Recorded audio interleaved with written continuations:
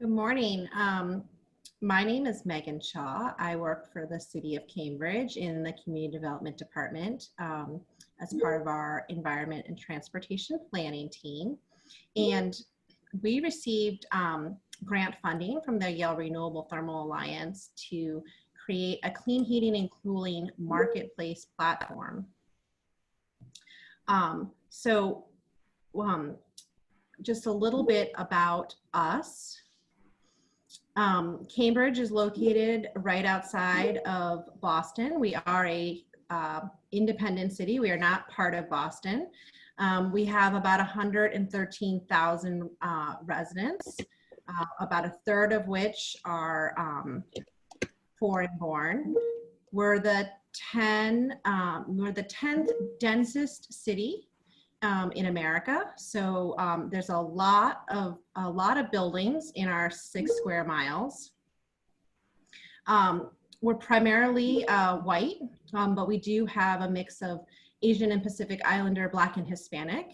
There's a lot of housing in our city. There's over 50,000 housing units, and it's dominated by rental housing. So 63% of our housing is rental properties. It's also dominated by multifamily units. So we have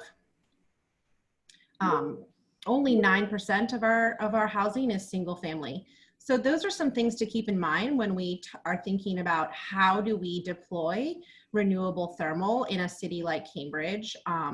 You know, with both the density of the multifamily units and the high percentage of rental units, that presents some unique challenges to deploying all sorts of renewable technology.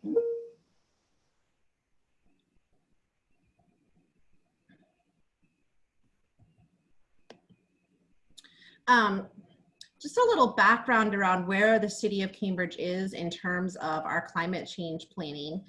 We do have a lot of climate change plans, including climate resiliency plans, but the driving force behind a lot of our work is our Cambridge Net Zero Action Plan. This plan was passed in 2015 by the City Council. It's a comprehensive set of actions to reduce our greenhouse gas emissions from buildings to zero by mid-century. And the focus on buildings is primarily because 80% of the greenhouse gas emissions in Cambridge come from our built environment. I know many other communities often see a higher percentage of transportation emissions, but because of Cambridge's density and because of having many transit stops on the T and many bus and bike facilities, that really does help drive down our transportation emissions. And then that leaves the bulk of our emissions with our built environment. And of the city's energy use, 56% of it is on-site fossil fuel use. So that really speaks to the need to transition to renewable heating and cooling to start to eliminate that on-site fossil fuel use. And the Net Zero Action Plan is a long-term plan. It goes out to 2050 with 5-year reviews. And so it does consist of both long-term and short-term actions, focusing on both energy efficiency and renewable energy supply. And we see the clean heating and cooling marketplace as a immediate action that we can take to start educating residents about renewable heating and cooling technologies and start to begin having residents adopt those technologies. But it certainly won't be the sort of last way that or the only way that we get residents to adopt these technologies.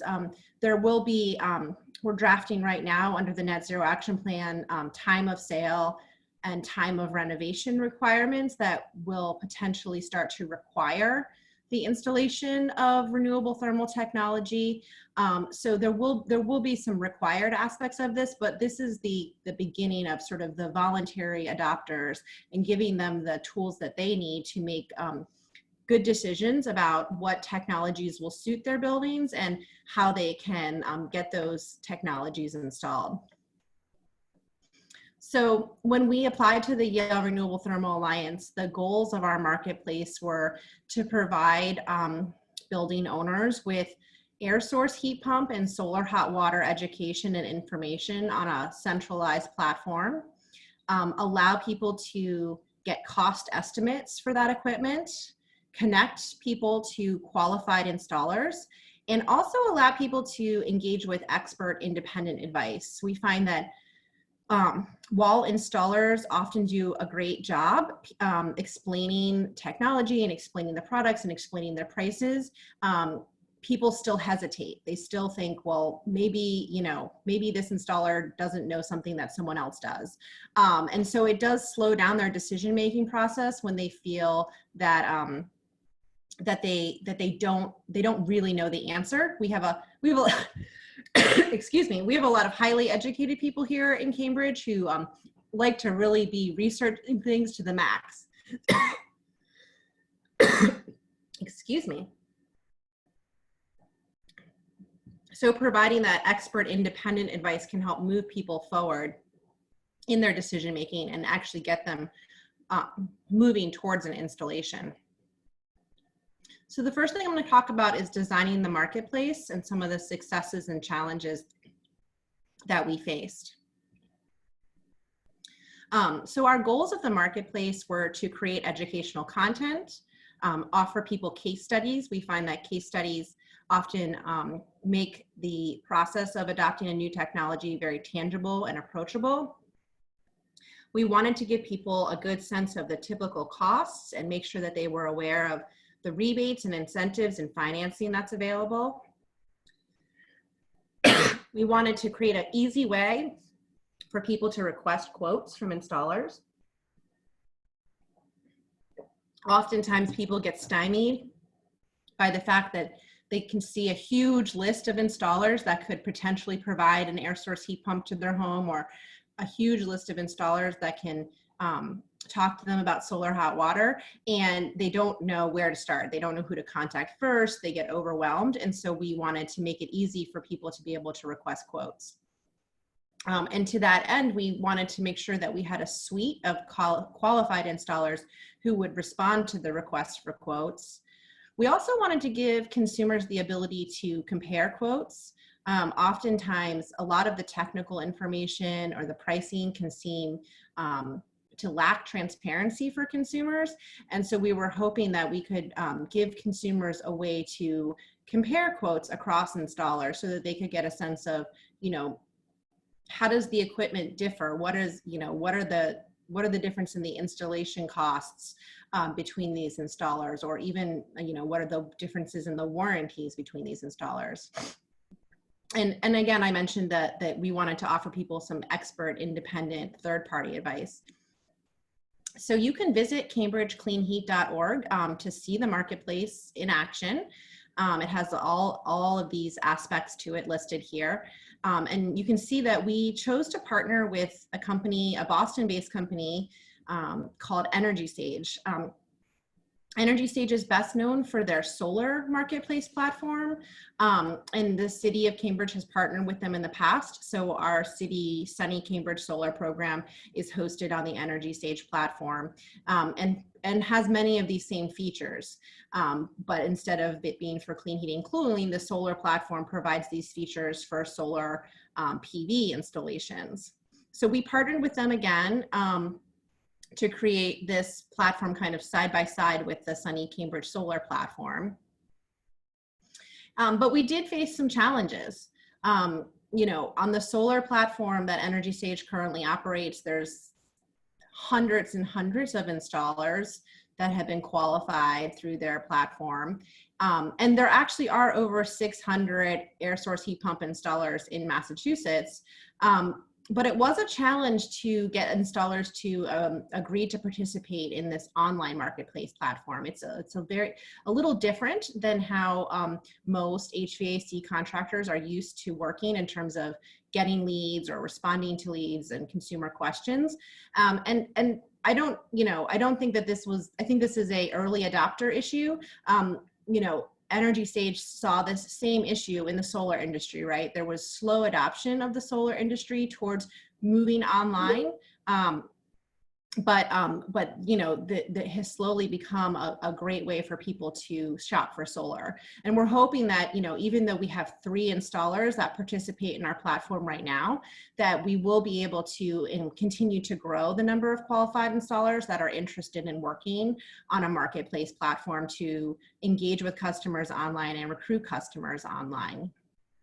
And I think maybe the silver lining of COVID-19 is that potentially, you know, more installers of all of these types of renewable technologies will be interested in connecting with customers online as in-person restrictions, you know, kind of remain in place, or people are less likely to want people in their homes. So that is a silver lining there. So some of the reasons why we think we had fewer installers participate than we were hoping.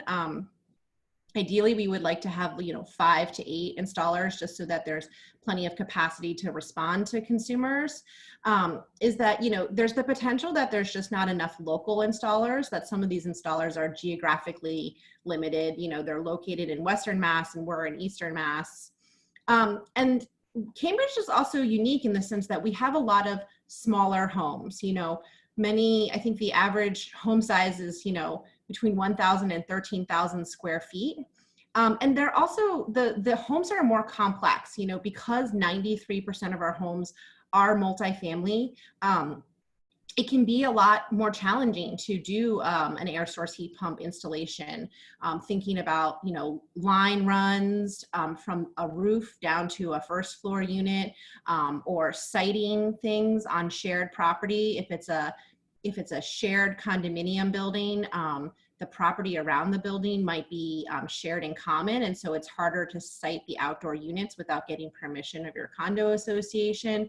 So we hypothesize that kind of the smaller homes, you know, these are smaller systems, and the more complicated installations might also, you know, be pushing installers to focus on areas of other cities and towns where they see sort of more straightforward installations.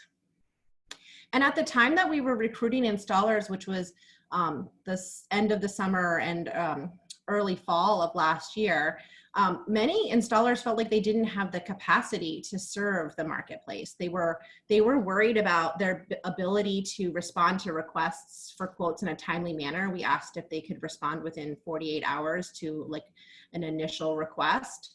And they also said, you know, even if I can give someone a quote, I'm not going to be able to install it for many months. So they felt that they might, you know, disappoint customers because they were too busy with current installations. So I think that does speak to some of the just overall workforce development challenges that we're seeing in the clean heating space, and the need to ramp up capacity so that there are more installers who can participate and provide quotes and get back to customers in a timely way. Who knows, with the economic impacts of COVID-19, if we might see more people interested in, you know, more installers might be interested in being part of a marketplace because they might have more capacity. So hopefully we might see some shifts in that area. Another challenge that we faced with the online market platform is that we wanted to give building owners a tool to compare quotes. And you'll see here that I have an example of how the EnergySage platform looks when you're looking at solar quotes. And you can see it's a little blurry, but across the top are, you know, 3 different solar companies, and they have ratings, and you know, it breaks down the labor and warranty costs and the price per watt and the net upfront cost for each of their bids, for each of their quotes. We were hoping that we would be able to create something like this, or even just a fillable spreadsheet that consumers could download and fill in the information that came from their quotes, even if we weren't able to make a pretty chart online. Unfortunately, you know, in talking with installers, it was seeming fairly challenging to do this. You know, installers made it clear that Cambridge buildings are old and very varied in layout. And so it's really hard to make standardized assumptions about potential installations. It's not like you can just put in the number of bedrooms and, you know, the square footage and spit out a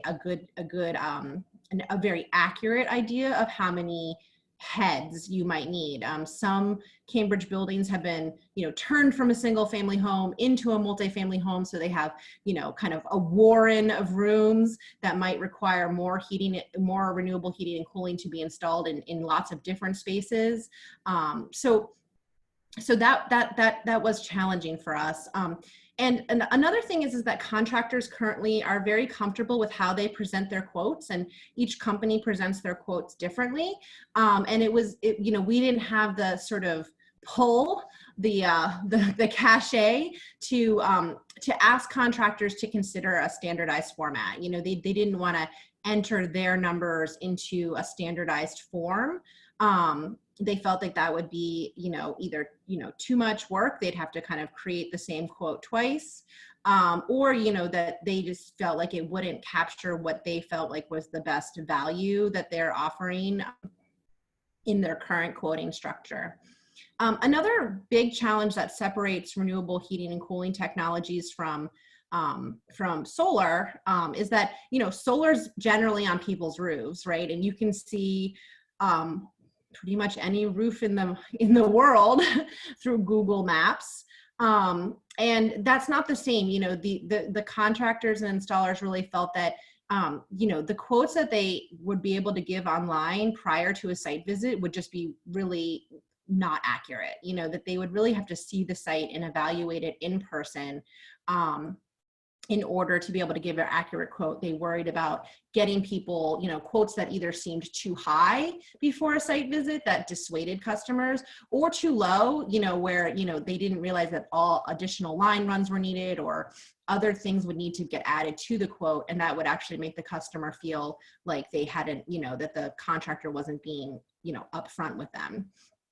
And the other thing is that the installers also didn't feel comfortable sort of with like we thought about maybe the customers could answer a quiz or a survey about their building or tours of their spaces, but you know, that didn't seem to be something that installers were going to be able to work with in terms of providing online only estimates. So at this point, we don't really have the ability to offer an online quote comparison tool, but our hope is that that the expert advisor, the expert independent advisor, can be there to walk people through quotes that they receive and kind of help them decode any of the technical or the different dollars and cents that they see between different quotes and help them understand them better. So it's a little bit more high touch and a little bit more personalized to have people turn to a real live person, but potentially more valuable, which actually brings us to the third challenge that we faced with the marketplace. After launching this, we you know, EnergySage definitely you know, provided the advisory service for about 6 months. And they really realized that they weren't able to continue to provide that advisory service. Like I said, EnergySage as a partner is primarily focused on solar PV and their solar PV marketplace, and they receive their revenue for their business, you know, because solar contractors pay them for jobs that are completed through the online marketplace. It's kind of like a finder's fee.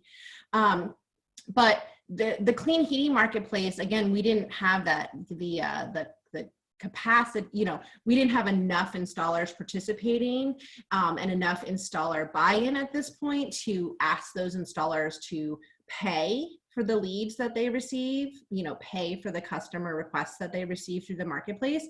So there's really no revenue stream for EnergySage in the clean heating and cooling marketplace. And unfortunately, they have limited advisor capacity. And so supporting that clean heating and cooling, you know, independent advisory service has proven very challenging because they do see a high demand for solar, and so they've really deployed all of their advisors in the solar space where they have a revenue stream. That's not to say that we have given up on the idea of providing an independent advisor. The city is still looking for a new partner who can support that role in the Cambridge Clean Heat Marketplace. And that might require the city just funding that advisor out of a city budget line item if there's not a way to actually like monetize a revenue stream for that independent advisor. So we do feel like this is a very important feature for helping consumers, and we will continue to maintain it. It's just probably not going to be through EnergySage. We'll have to find a different third-party expert advisor for our marketplace participants to interact with. So the other piece of our Yale RTA grant was to actually do community outreach and engagement around this platform, because obviously you can put all the educational information and all the tools and what bells and whistles you want on a website, but you really need the community to know about the resource and begin to access that resource. So we took a variety of community engagement actions. We did actual letters in the mail. We did an email marketing campaign. We bought social media ads on Facebook, and we used our existing social media channels within the city to do posts about the platform and about clean heating and clean cooling technologies. We hosted workshops, and we also did a lot of signs and banners around the city. And we created a brochure that we could give out and talk to people about at in-person community events. So this is an example of some of the outreach materials. You can see there's a Facebook ad. In Cambridge, we have a bike share program called Blue Bikes, and each Blue Bike station, of which I think there are about 50 now, has like a little kiosk with a very big room for a very big poster. So we put these posters in the Blue Bikes kiosk ad space, and that's the inside of our brochure, trying to kind of help people understand the steps they need to take and give them a quick overview of the technology and some of the incentives that they receive. So I mentioned that we did mail to Cambridge residents. We targeted 1 through 4 unit buildings. So that's single family homes and buildings that have 2 units, buildings that have 3 units, and buildings that have 4 units. Those are a large chunk of our housing, is 1 to 4 unit buildings.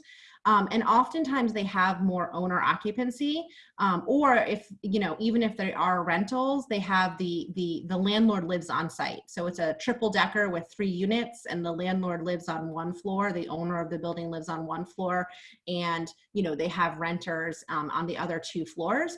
So we felt like, we would better be able to reach people as opposed to offsite landlords who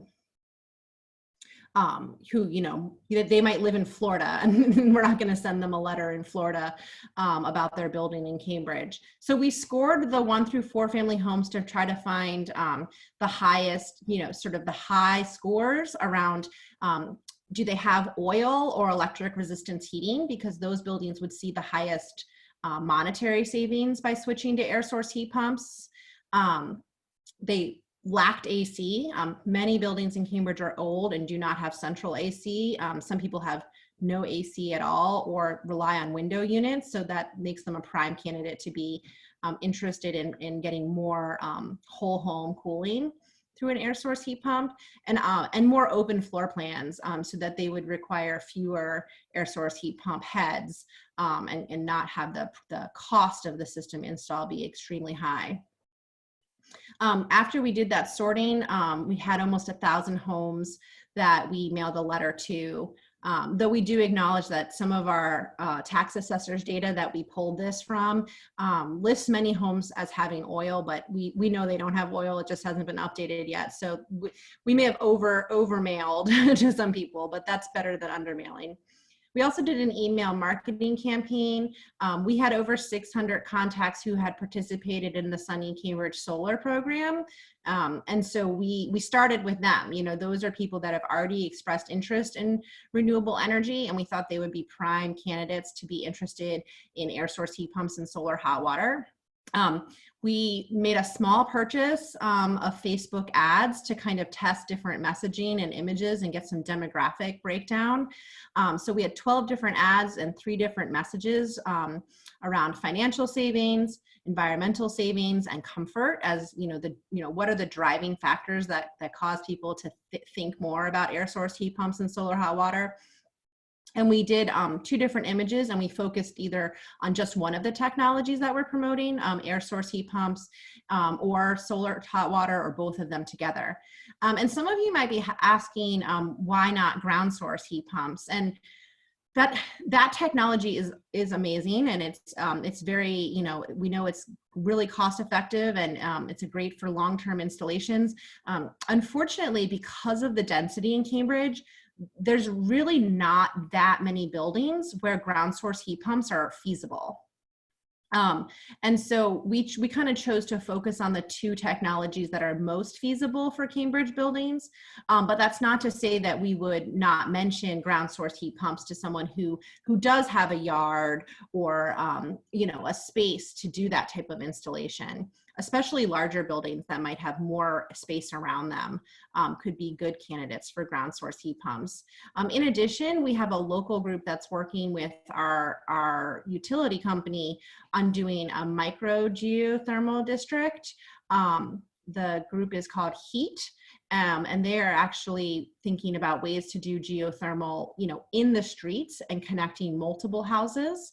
And we're hoping that the utility approves that pilot. So we are looking at ground source heat pumps in a lot of different ways.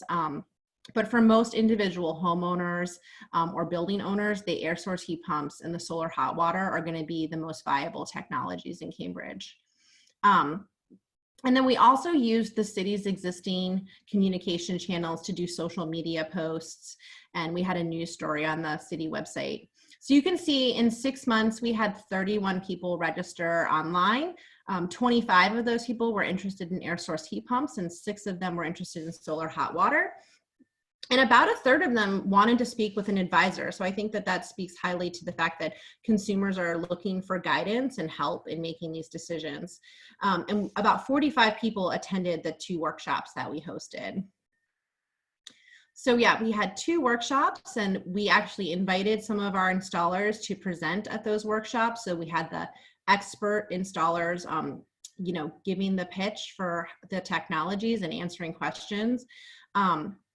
And interestingly enough, about 6% of the people who actually signed up online and expressed interest in, getting quotes or learning more came from our workshops. You can see the sign here that we have up. It's a very large yard sign. This is at the Harvard Square overpass. It's a well-traveled route for both cars and bikes. And so this sign has been rotating around the city. There's other locations in the city that host this sign. I mentioned the Blue Bikes ads, and we also put up a banner across 2 major streets, one in Central Square outside of City Hall, going across Massachusetts Avenue, and one in Harvard Square, right at the intersection of JFK Street. And so these are high traffic, high foot traffic areas, high car traffic areas, lots of bus stops, lots of bikers. And so we were really hoping that people would see these banners and be intrigued about learning more about clean heating and cooling. And we did create brochures as well. Most of our in-person events have been, totally sidelined. Usually the spring and summer is a very busy time for community events like Fresh Pond Day and River Festival, where we table and interact with our residents and get them interested in these things and hand them brochures.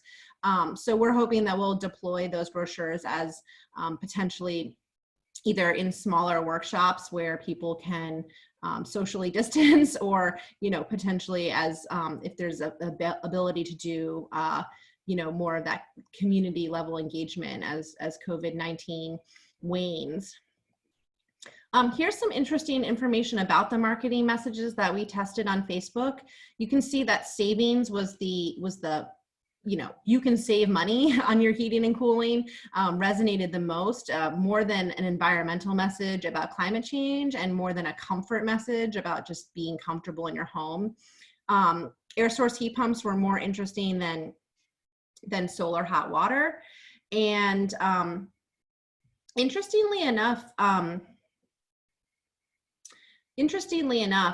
most people were interested in whole home solutions. So they really wanted to replace their entire system.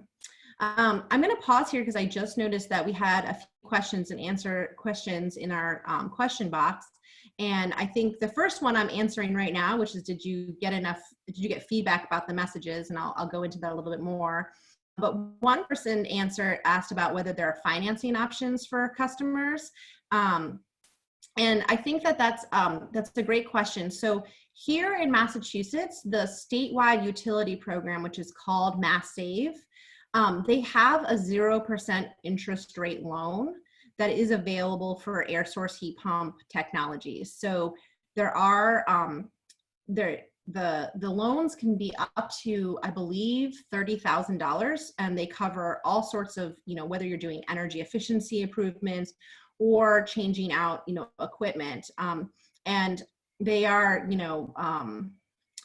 fuel neutral, right? So you can get rebates and incentives and financing for if you're switching to a gas furnace, but you can also use them for air source heat pumps and solar hot water. So that financing is kind of built in at the statewide level.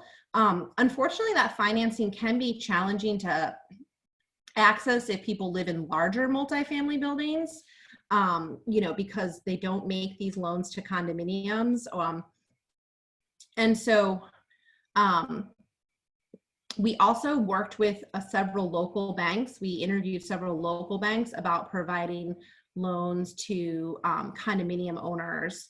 And so we did identify several banks that would provide condo loans for the entire building to do energy efficiency and renewable energy improvements, including air source heat pumps and solar hot water.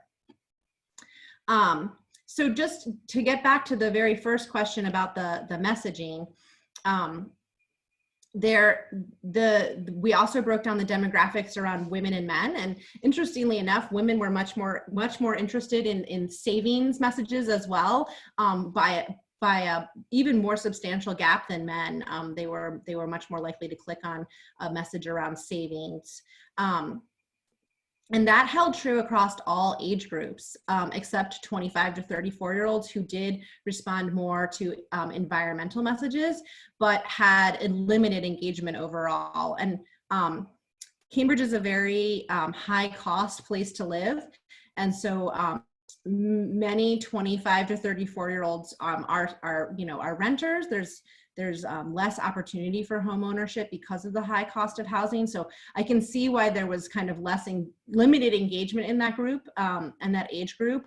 But it is interesting that sort of the next wave of homeowners, as these 25 to 34-year-olds kind of come into the home ownership market, that they are more susceptible and more interested in the environmental aspects of clean heating and cooling. And another thing is that I thought was very interesting is that people that are older than 55 really resonated the comfort message, being comfortable in your home. And then you can see this funny gap, 25 to 34-year-olds interested in the environmental messaging, and then people older than 65 also very interested in the environmental messaging ads. Someone just asked, why did you choose several installers for the program versus selecting only one installer? Is there a disadvantage in using only one installer? So here in Cambridge, we have a strong institutional bias to selecting only one person for our residents to work with. So we haven't participated in the state of Massachusetts Solarize programs for that reason. I totally see the advantage of just saying, call Bob's Heating and Cooling. They're our one partner. But the city is also very worried about liability. They're worried that if the city chose one person and told all of their residents to use that one company, that if things were to go wrong with those installations, it's kind of more on the city to kind of accept responsibility for recommending that installer. Another thing is that because Cambridge housing is so varied, we feel like there are sometimes installers who feel more comfortable with different installations than others. So we want to give consumers a choice, and we also wanted to give the installers a choice of like which projects would they provide quotes on and feel comfortable installing. We do like the aspect of you know, the fact that the way a marketplace ultimately should function is that installers should be able to give their best quotes because they know that they're competing against other installers. So when you only choose one installer, there can be a tendency to maybe not, you know, get the highest level of economic return on that one installer's pricing. Our neighboring city, Somerville, did run a pilot Heat Smart program with just one installer, with two installers, and they faced a lot of those issues where, you know, the pricing that they had locked in through their agreements with their installers had to change because the buildings had so many different needs, longer line runs, more reinforcements for this, you know, higher snow shielding, and it really stymied the installers in sticking with their pricing that they had agreed to with the city. And so we kind of went the different direction in terms of giving the consumers the choice of who they want to work with, especially because there are actually 600 installers in Massachusetts. And, you know, we were also worried that if there was a really strong uptake in this program, one installer could be easily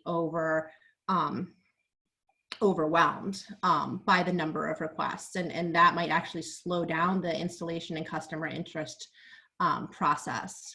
So that's why we wanted to have multiple installers within our marketplace.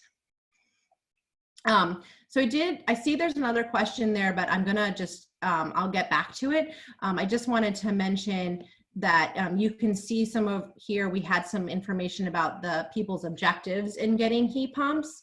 And you can see that, you know, interestingly enough, 66% are interested in a whole home solution. Most people that expressed interest are heating with heating with gas. So that is going to make the savings part of the messaging challenging to deliver on because of the low natural gas prices. And with solar hot water, you can see that all of the people who express interest in solar hot water are currently heating with gas. And this is where you can also see that most buildings owners that expressed interest in this program are either using window units for cooling or just don't cool at all. So the idea of potentially getting whole home cooling, I think, is something that consumers are responding to. It's not just the efficient and clean heating aspect of it. One of the questions that someone had was, is Cambridge going to ban fossil fuels similar to what Brookline has done? And that has definitely been a topic of conversation amongst our city council. And it has been discussed there last year. And certainly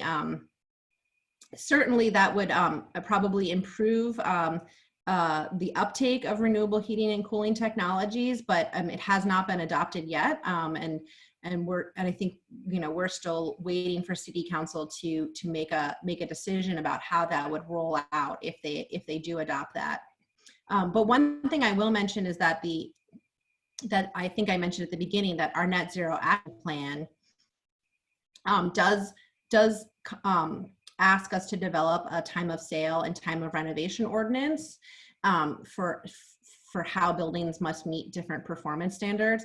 And that we are hoping that as we develop those time of sale and time of renovation ordinances and those get adopted by the city council, that they will also require buildings to adopt renewable heating and cooling technologies as opposed to continuing with fossil fuel technologies.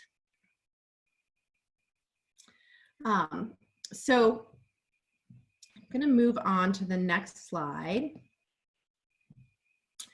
So I think I touched on a lot of the challenges, and so I wanted to just talk through some of the next steps given the given the fact that the marketplace is live and, you know, it is functioning, it still has all the educational content. We do have installers that are participating, but here's how we want to continue to improve the program. We want to recruit more qualified installers. We're considering a way to allow customers to pay for a third-party independent system sizing prior to receiving quotes.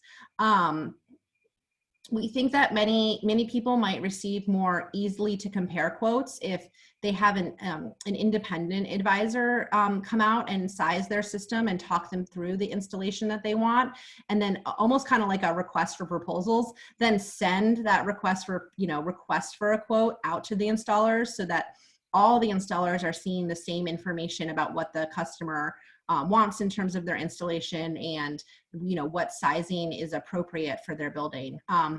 One thing that we have heard from the Massachusetts Clean Energy Center in their heat pump programs is that there has been a bias to oversizing systems. You know, the installers don't want to get, you know, the I'm cold calls. And so, you know, I think if we can find a way to provide people with some independent system sizing, it might prevent some of the oversizing concerns that we've seen in other heat pump programs. The other thing, obviously, we need to identify a new partner to provide the advisory service for our customers, and we do have a few partners in mind that we're exploring working with. In terms of marketing messaging, I think it's pretty clear that people respond really well to the savings message, but as someone mentioned in the chat, you know, they will actually, you know, if you'll actually have a negative savings with an air source heat pump when you're displacing, when they're displacing natural gas for heating. So you'll end up with people, you know, that have gas service to their home and have air source heat pumps, but they're maybe just using the air source heat pumps for cooling. And I think that that's a real concern, and that's where things like the other comments that we've received in this presentation about, you know, is the city moving towards banning fossil fuels? You know, will they require any new furnaces to be replaced with a renewable, you know, heating and cooling technology as opposed to a fossil fuel service technology? There might be, there's probably more room for ordinances and regulations to also push the adoption of these systems, because the savings are not always going to, you know, be there in a natural gas heavy city. And I think that brings up a good point about people using this only for cooling. You know, we called this Cambridge Clean Heat, but I think it's clear that a lot of people that were interested, initially interested, either use window air conditioners or don't cool their home at all. And, you know, they might be interested in adopting this technology purely for the cooling aspects, especially because the cooling aspect will lead to more comfort and will actually deliver the savings that they're looking for. So I think we want to test the cooling message more during the warmer months, especially because it closely aligns with the comfort message that people seem interested in, especially older folks seem interested in. And I think that that's also going to, you know, pushing the cooling message is also important in terms of how the city thinks about resiliency to global warming. We do know that there's going to be an increase in high heat days in Cambridge. We've already seen this occurring. And so people are going to be relying more and more on cooling to stay safe and healthy in their homes during the summer. And so I think this is a great opportunity for air source heat pumps to deliver cost-effective cooling that builds that climate resiliency and gets more people adopting the technology. I know I didn't talk very much about solar hot water. There is interest in solar hot water here in Cambridge. Oftentimes,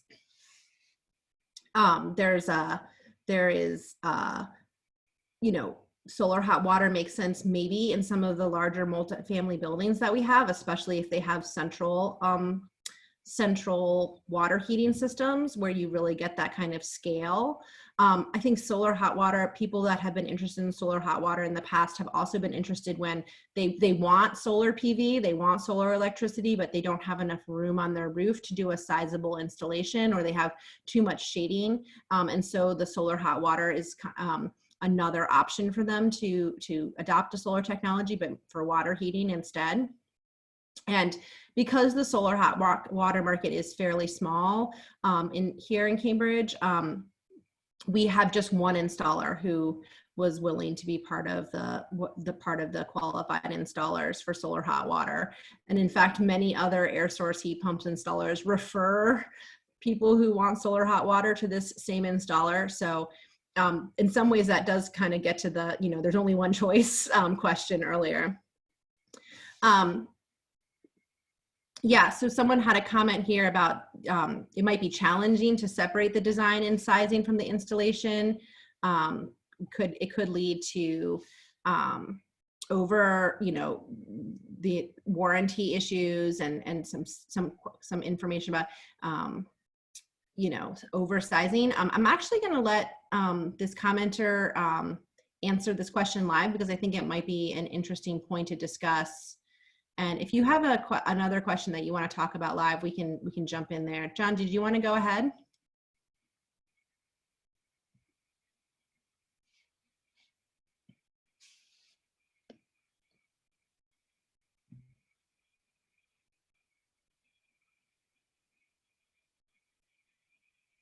I'm sorry, I'm not really quite sure how to unmute John. I was hoping he would be able to expand upon his last comment a little bit more.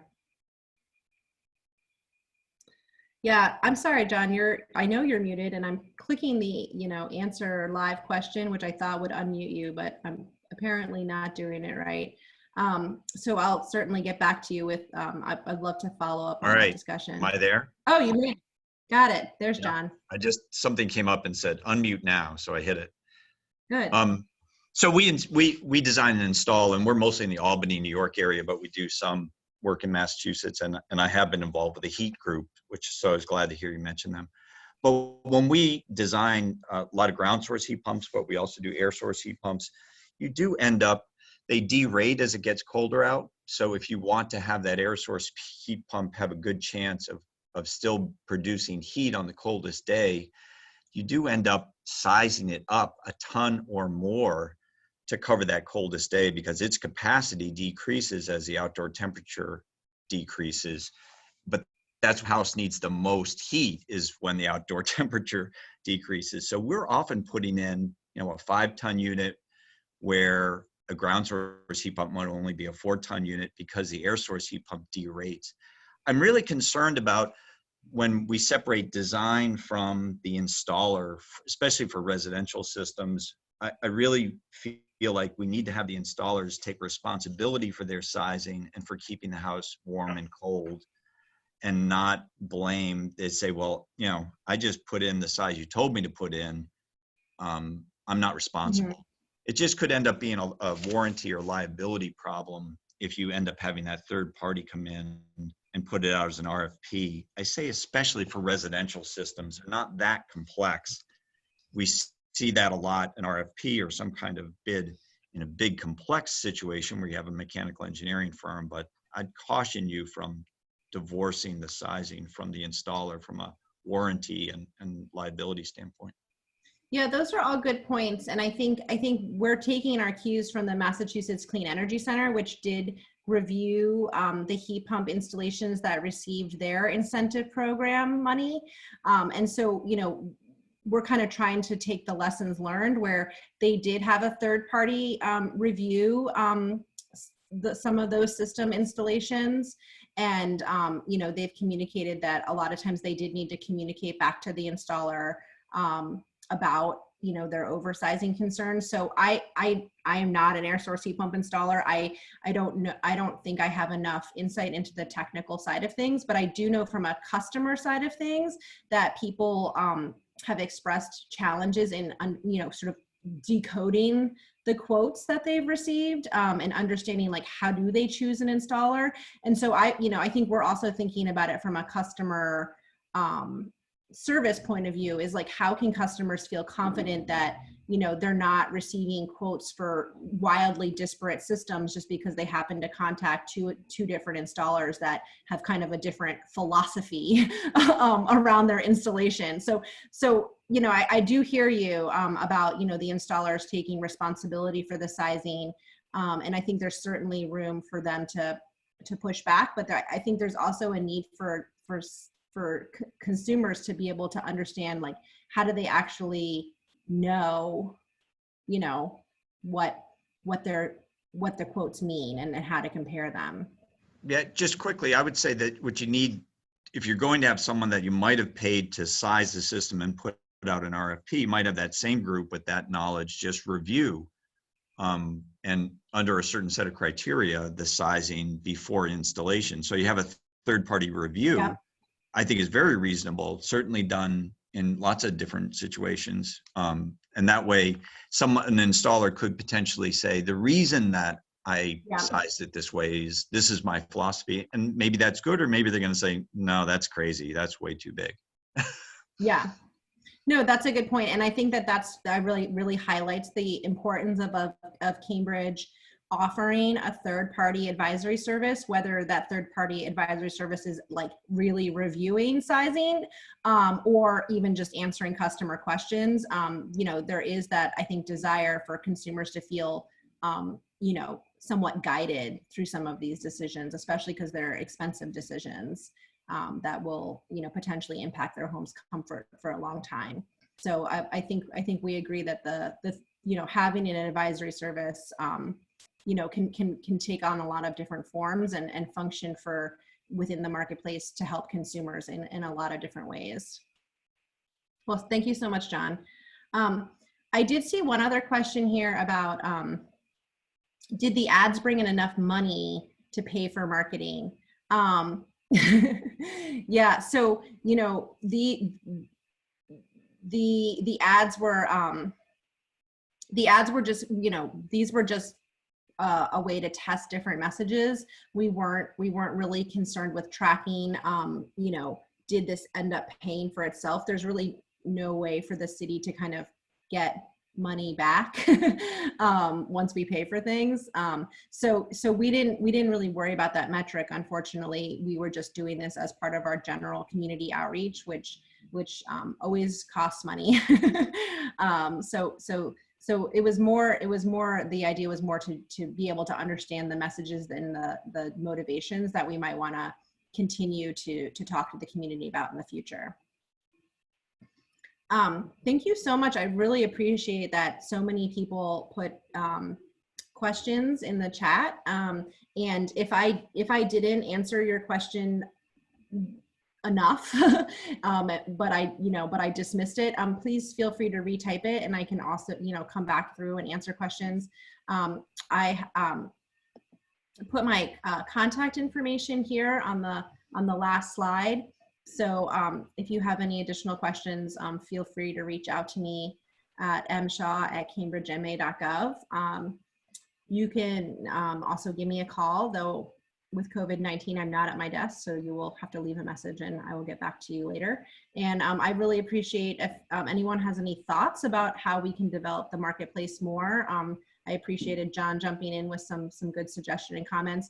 I'd love to hear about how to make the marketplace better, or any insights that you have from other communities that could make the marketplace more functional, and a stronger place for the city residents to go and adopt clean heating and cooling technologies. Thank you. Megan, thank you so much. It's so exciting to see this project moving forward and making such important advances in this area. I want to thank you and your team for putting this together. I trust that it was very informative for all of our listeners today, and definitely would just echo Megan's comments that if you have any other thoughts or suggestions or ideas, please don't hesitate to reach out either to Megan or to me, and we'll pass those along and look forward to continuing to see updates and progress on this program. And if anyone has any questions on the Renewable Thermal Alliance's Innovation Grant Program, definitely reach out to me, nikki.springer@yale.edu, or you can reach me through our Basecamp site as well. Everybody stay safe and stay healthy, and thanks again for being with us this morning. Thank you, Nikki. I appreciate the opportunity to present, and I hope everyone has a great day.